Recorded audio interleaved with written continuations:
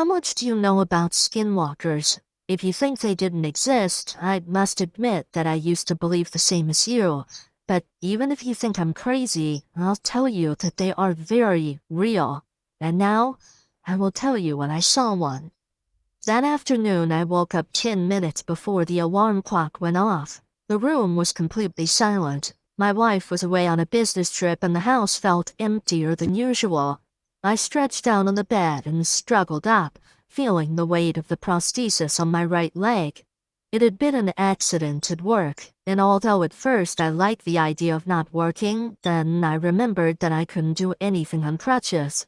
The dog, Max, slept at the foot of the bed as usual, but something had made him nervous. He was growling a lot more than usual.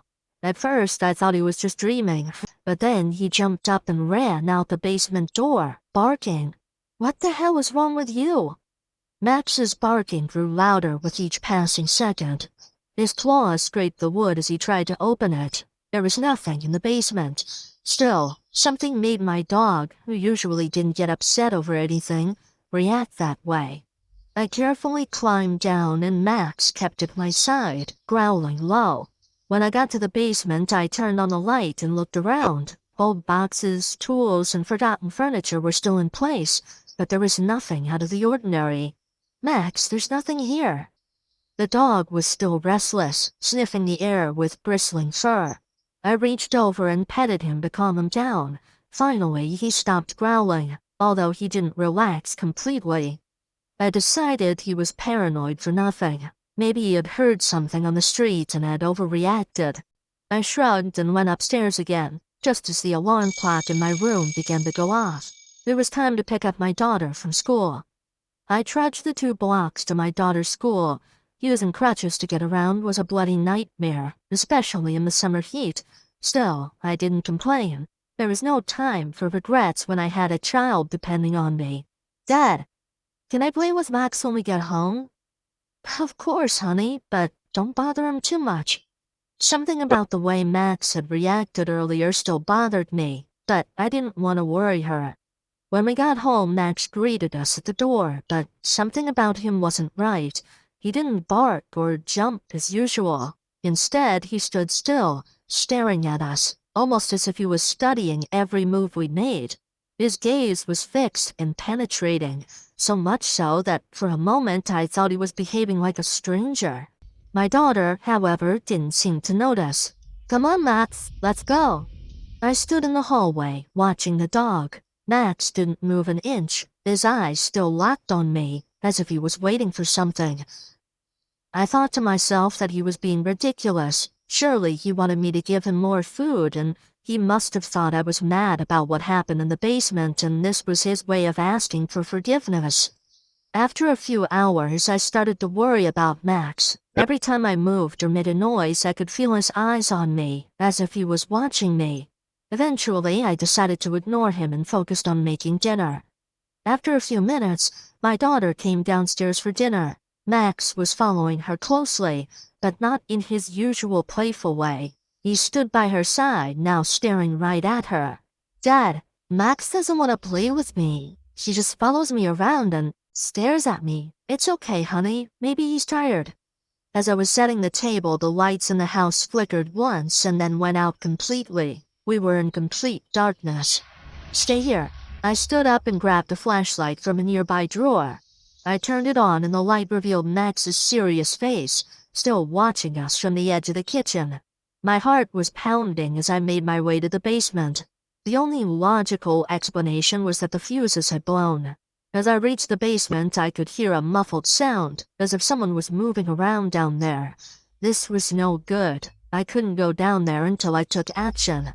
I knew the best thing to do was to escape with my daughter, but maybe it was nothing, and if there was something, I had to take advantage of the fact that she was in the basement before she entered the house and hid somewhere. I know what everyone is thinking, and at the time, I didn't think about locking the man in the basement. But in a tight situation, no one can blame me for not doing the obvious. I told my daughter to go to her room, and I made sure the door to my daughter's room was securely locked and that Max was inside with her. "Hey, buddy, go take care of her, okay?"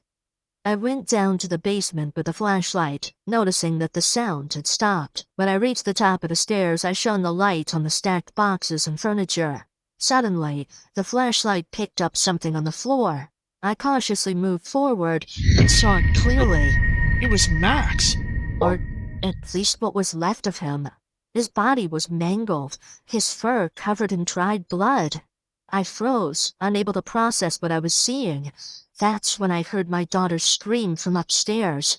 I ran up the stairs as fast as I could, despite the pain in my leg. When I reached her bedroom door, I found it closed, but I could hear her crying on the other side. I pulled on the handle with all my strength, but it wouldn't budge. "Sweetie, I'm here. Open the door." I tried to hit it with my body again and again until it finally gave way. When the door opened, what I saw took my breath away. Behind the door was Max, only that wasn't Max.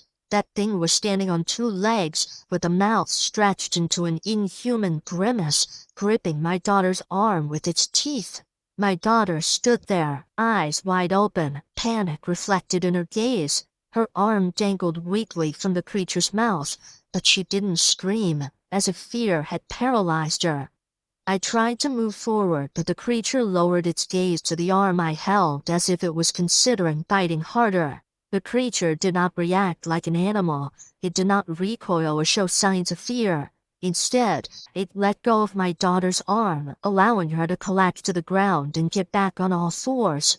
Before I could move, the creature gave a look that seemed to taunt me, and with one swift, brutal moment, grabbed my daughter around the waist with its jaw and jumped out the window. I heard the glass shatter into 1,000 pieces, and my daughter's piercing screams faded along with the beast. I was paralyzed. I fell to my knees, unable to get up, crutches falling at my side. I tried to crawl towards the window, but I knew it was no use. There was no way to follow that thing. All I had left was the image of my daughter being dragged by that creature. When the police arrived, I couldn't articulate anything coherent. I told them what had happened, every detail, but it all sounded absurd. They searched the entire house, searched the basement where they found Max's body, but when they inspected the outside, there was no sign of my daughter or the creature. The officers tried to console me, saying they would send out search teams and that they would do everything they could do to find her, but their eyes said otherwise. They didn't believe me. They thought I was out of my mind, that I had done something with my daughter after I lost my mind. My daughter never appeared. They searched for days but found nothing, not a trace, not a clue. The case remained unsolved, and eventually the search stopped. I'm in a psychiatric hospital now. They say I'm here for my good, to protect me from myself. But I know the truth. I know that what I saw that night was real. My daughter was taken away by something that shouldn't exist, and no one believes me. I've been told that my wife stopped visiting me, unable to bear the thought that I've lost my mind, that I've done something to my daughter. The night they brought me here, I overheard the doctors talking among themselves. They think it was all a figment of my imagination. A nervous breakdown brought on by the stress of the accident. No one will ever believe me. I can't stop thinking about what happened to my daughter and where she might be now if she's still alive. I will never know. Sometimes I try to pretend that what happened was a lie, but it's getting harder and harder for me to say logical things. I guess I'm losing my mind. Although I often wonder, did this start happening before or after that night?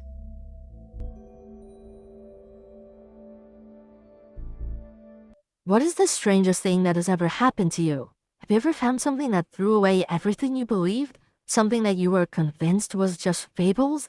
Let me tell you that it has happened to me and my friends. But unfortunately, I am the only one who can tell the story. It all started with an invitation that no one expected. Jason, one of the more reserved guys in our group, suggested we spend the weekend at his cabin in the woods. He had never been the type to share his stuff. His cabin was his sanctuary, and he rarely talked about it. So we were all surprised when he proposed the plan. At first, we thought maybe he just wanted to unwind a bit, get away from the city, and take the opportunity to relax with friends. But there was something a bit odd about his attitude. Jason had always been a bit of a control freak, worried about someone breaking something or messing up his place. This time, however, he was strangely relaxed, almost excited about the idea of us all going. His change in attitude did not go unnoticed, but no one said anything. After all, maybe this was a unique opportunity we could never have again. So we agreed, and the plan stood. The trip was uneventful. We drove for a few hours until we reached the place. The cabin was in the middle of nowhere and was surrounded by a dense forest that we didn't know how far it extended. As soon as we arrived, Jason insisted that we explore the forest, but we were all tired from the trip. We told him we'd better do it the next day. He seemed a bit disappointed, which caught our attention even more. He was never one of those adventurous people who liked to get out of the house. Although at the time we were surprised for the best, maybe Jason wasn't as boring as we thought. We settled in, prepared some food, and started drinking. Laughter and stories took over the night, but there was something about Jason that got on my nerves. Every time I met his eyes, I felt like he was watching me in a strange way, like he was analyzing me. It was unsettling, but I laughed it off. Jason just laughed but continued to stare when I didn't see him. We stayed in the cabin even though Jason kept suggesting we go out into the woods. I could tell he wasn't happy with our decision to stay inside. Soon after, we all went to bed. We would have all the next morning to explore, although I wouldn't sleep that night. I woke up in the middle of the night with a strange feeling, as if someone was watching me. And there he was, Jason in his bed, staring at me from across the room. His eyes seemed to glow in the dark as if reflecting the little light that came through the window. He didn't blink, didn't move a muscle. He just looked at me. I wanted to ask him what he was doing, but I felt strangely intimidated by my friend I had known since I was a kid. I looked down, trying to ignore him, and leaned back. I didn't want to appear paranoid. Maybe I was overreacting, or maybe Jason had had too much to drink. The next day, I woke up again to the screams of my friends. It was 4 a.m. I felt a momentary relief that Jason wasn't looking at me this time. However, when I went out to the dining room, I found my friends upset. One of them, Mark, was pale and shaking. "Hey man, are you okay?" We couldn't find Jason or Tommy. It was at that moment that they told me everything. A few minutes before, one of them woke up to a noise and noticed that our friends were not there. We waited for them for a while, but they didn't come back. We looked all over the cabin. Their things were still there, which made everything stranger. If they had gone for a walk, why didn't they call? Didn't they take anything with them? Why would they be out at this hour? We decided to go to the forest to look for them. After a while, we heard a scream from the trees in the distance. It was Tommy's voice. We ran in the direction where the scream came from, but when we arrived, the scene we found was as horrible as it was unexpected. Tommy's body was lying on the ground, gutted. But what was most disturbing was that, based on the condition of the body, it appeared to have been dead for several hours. We didn't understand how we could have heard his screams so clearly. In the distance, through the trees, I saw a figure moving quickly. It was Jason. He was moving deeper and deeper into the forest. We called his name, but he didn't respond. He just kept going as if he hadn't seen Tommy's body. We started to follow him at full speed. We had no idea we were heading into a trap. We moved deeper and deeper into the forest, but soon realized that we were losing Jason's trail.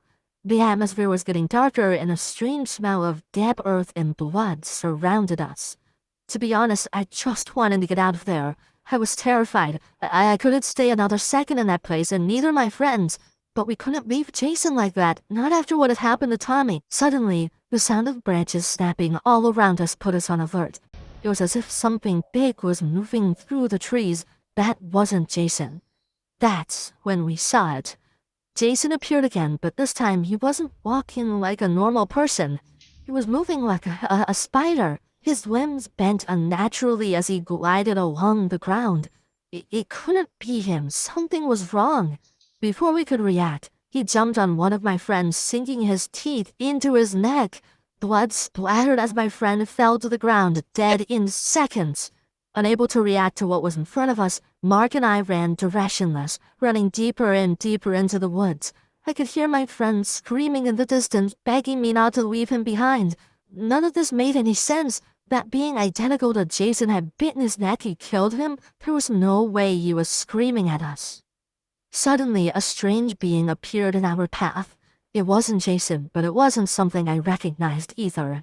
His pale skin and empty eyes made him look like a nightmare come true. Recognize that being.